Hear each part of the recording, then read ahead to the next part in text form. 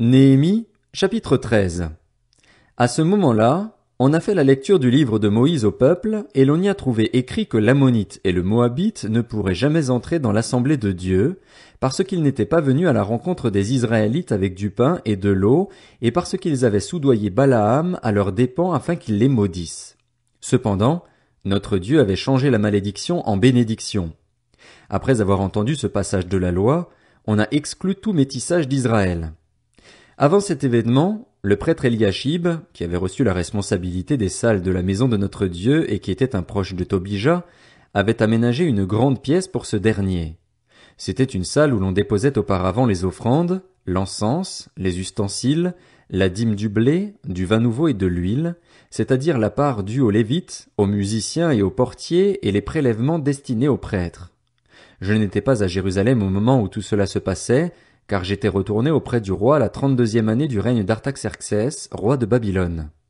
À la fin de l'année, j'ai demandé au roi la permission de revenir à Jérusalem et je me suis aperçu du mal qu'avait commis Eliashib au profit de Tobija, en lui aménageant une pièce dans les parvis de la maison de Dieu. J'en ai éprouvé un très grand déplaisir et j'ai jeté hors de cette pièce tous les objets qui appartenaient à Tobija. Puis j'ai ordonné qu'on purifie les salles avant d'y faire redéposer les ustensiles de la maison de Dieu, ainsi que les offrandes et l'encens. J'ai aussi appris que les Lévites n'avaient pas reçu leur part et qu'ils s'étaient repliés sur leurs terres, en particulier les musiciens chargés du service. J'ai adressé des reproches aux magistrats en leur demandant « Pourquoi la maison de Dieu a-t-elle été abandonnée ?» Puis j'ai rassemblé les Lévites et les ai réinstallés à leur poste.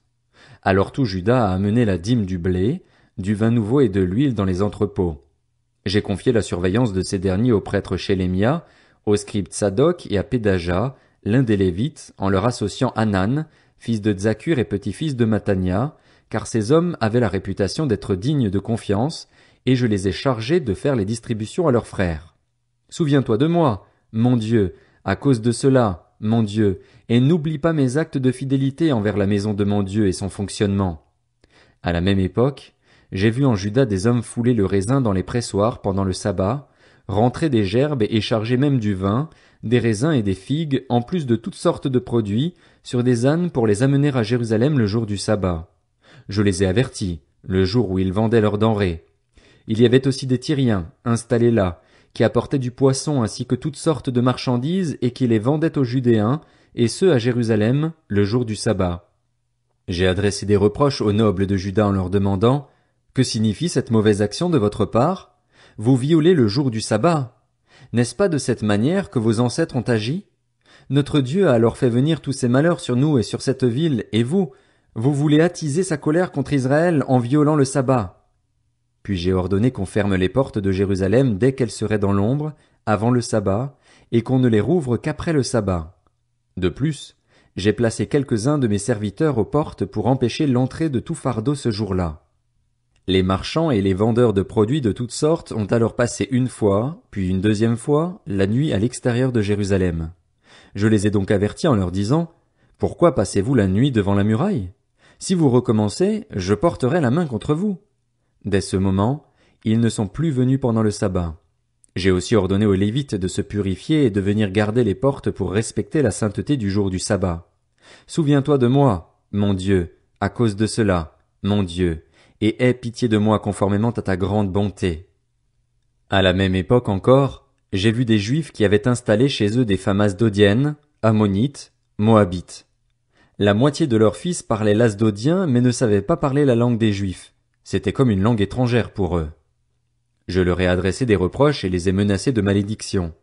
J'ai frappé quelques-uns de ces hommes, leur ai arraché des cheveux et leur ai fait prêter serment au nom de Dieu en disant « Vous ne donnerez pas vos filles en mariage à leurs fils et vous ne prendrez leurs filles comme épouses ni pour vos fils ni pour vous.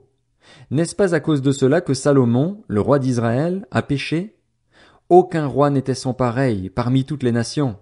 Il était aimé de son Dieu et Dieu l'avait établi roi sur tout Israël. Pourtant, même lui, les femmes étrangères l'ont amené à pécher.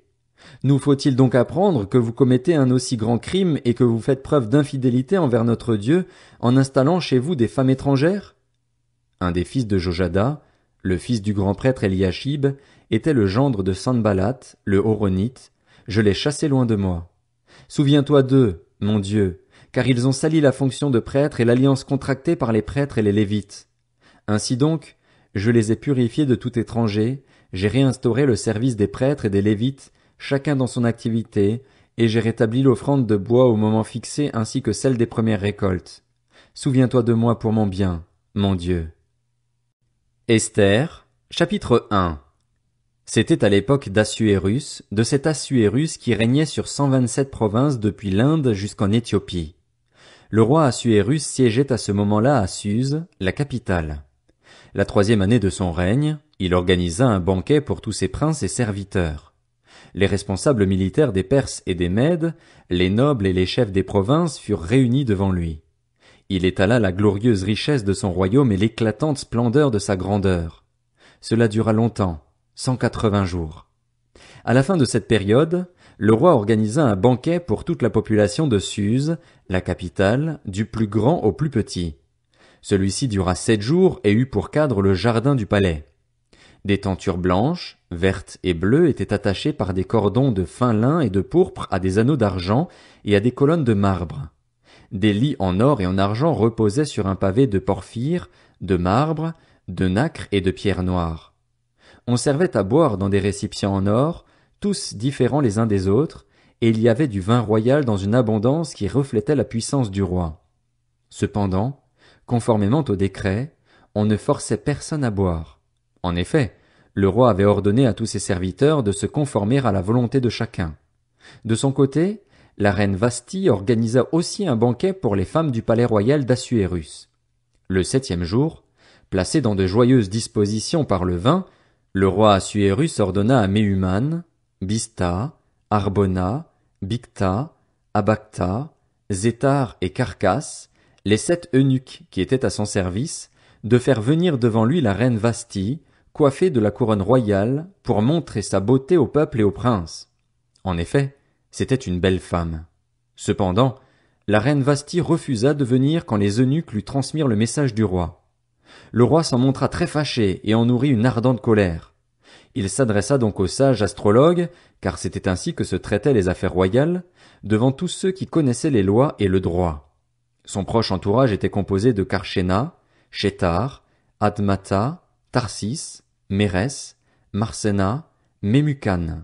Ces 7 princes de Perse et de Médie étaient admis en présence du roi et occupaient les premières places dans le royaume.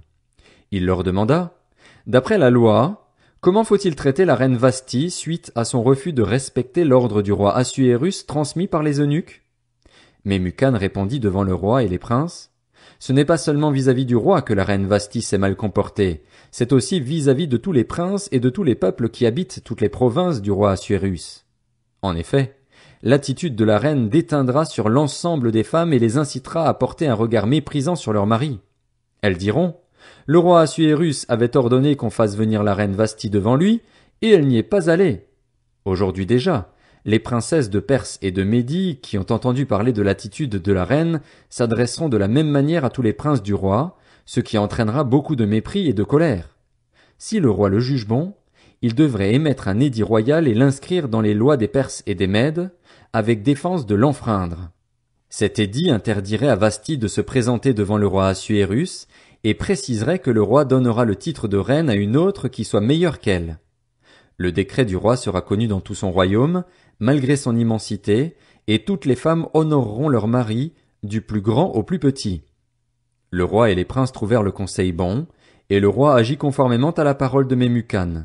Il envoya des lettres à toutes ses provinces, à chaque province dans son écriture et à chaque peuple dans sa langue, pour dire que tout homme devait être le chef de son foyer et y parler sa langue maternelle. Esther, chapitre 2. Après ces événements, une fois sa colère apaisée, le roi Assuérus pensa avec regret à Vasthi, à ce qu'elle avait fait et à la décision qui avait été prise à son sujet. Alors les jeunes serviteurs du roi dirent, qu'on recherche des jeunes filles qui soient vierges et belles pour le roi, que le roi désigne, dans toutes les provinces de son royaume, des inspecteurs chargés de rassembler toutes les jeunes filles vierges et belles à Suse, la capitale, dans le harem, sous l'autorité d'Égaï, l'eunuque du roi responsable des femmes. Il leur fournira les produits cosmétiques nécessaires, et la jeune fille qui plaira au roi deviendra reine à la place de Vasthi. Le roi trouva le conseil bon et s'y conforma. Il y avait à Suse, la capitale, un juif du nom de Mardoché. C'était un fils de Jaïr, un descendant de Chiméi et de Kis, un benjaminite qui avait quitté Jérusalem en compagnie du groupe d'exilés partis avec Jéconia, le roi de Juda, sur ordre de Nebuchadnezzar, le roi de Babylone. Il se chargeait de l'éducation d'Hadassa, alias Esther, la fille de son oncle, car elle n'avait plus ni père ni mère. Cette jeune fille était belle à tout point de vue. À la mort de ses parents, Mardoché l'avait adoptée. Lorsqu'on proclama le message du roi, qui avait valeur de loi, et qu'on rassembla un grand nombre de jeunes filles à Suse, la capitale, sous l'autorité d'Hégaï, Esther fut aussi prise. Elle fut conduite au palais et placée sous l'autorité d'Hégaï, le responsable des femmes. La jeune fille lui plut et gagna sa sympathie. Il s'empressa de lui fournir les produits cosmétiques et les éléments dont elle avait besoin. Il lui donna aussi 7 jeunes filles sélectionnées parmi le personnel du palais, puis il la déplaça avec ses survivantes dans le meilleur appartement du harem. Esther ne révéla ni son origine ni sa famille, car Mardoché lui avait interdit de le faire. Chaque jour il se promenait devant la cour du harem pour s'assurer du bien-être d'Esther et de la façon dont on la traitait. Chaque jeune fille devait se rendre vers le roi Assuérus lorsque c'était son tour, soit après 12 mois passés à prendre soin de son corps, conformément à la règle en vigueur pour les femmes. 6 mois avec de l'huile de myrrhe et 6 mois avec des aromates et des produits cosmétiques spécifiquement féminins. C'est ainsi que chaque jeune fille se rendait vers le roi. Quand elle passait du harem au palais, on lui permettait de prendre avec elle tout ce qu'elle demandait. Elle y allait le soir, et le lendemain matin elle passait dans le second harem, sous l'autorité de Shaashgaz, l'eunuque du roi responsable des concubines.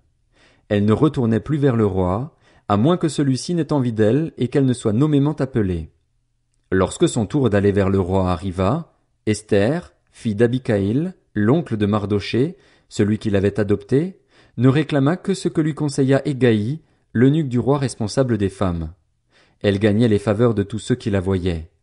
Esther fut conduite vers le roi Assuérus, dans son palais royal, le 10e mois, c'est-à-dire le mois de Tébet, la 7e année de son règne. Le roi préféra Esther à toutes les autres femmes, elle gagna ses faveurs et sa sympathie plus que toutes les autres jeunes filles. Il mit la couronne royale sur sa tête et la proclama reine à la place de Vasthi. Le roi organisa un grand banquet pour tous ses princes et serviteurs, et ce en l'honneur d'Esther. Il accorda aussi des dispenses d'impôts aux provinces et distribua des cadeaux avec une générosité toute royale. La 2e fois qu'on rassembla des jeunes filles, Mardoché était assis à la porte du roi. Esther n'avait toujours pas révélé ni sa famille ni son origine, car Mardoché le lui avait interdit, et elle respectait ses ordres comme lorsqu'elle était sous sa tutelle. À ce moment-là, Mardoché était donc assis à la porte du roi. Bigtan et Téresh, 2 eunuques du roi qui avaient la garde de l'entrée, eurent un mouvement d'irritation et cherchèrent à porter la main contre le roi Assuérus. Mardoché en fut informé et le révéla à la reine Esther, qui parla de sa part au roi. L'information fut vérifiée et confirmée, de sorte que les 2 eunuques furent pendus à une potence. Tout cela fut enregistré par écrit dans les annales, en présence du roi.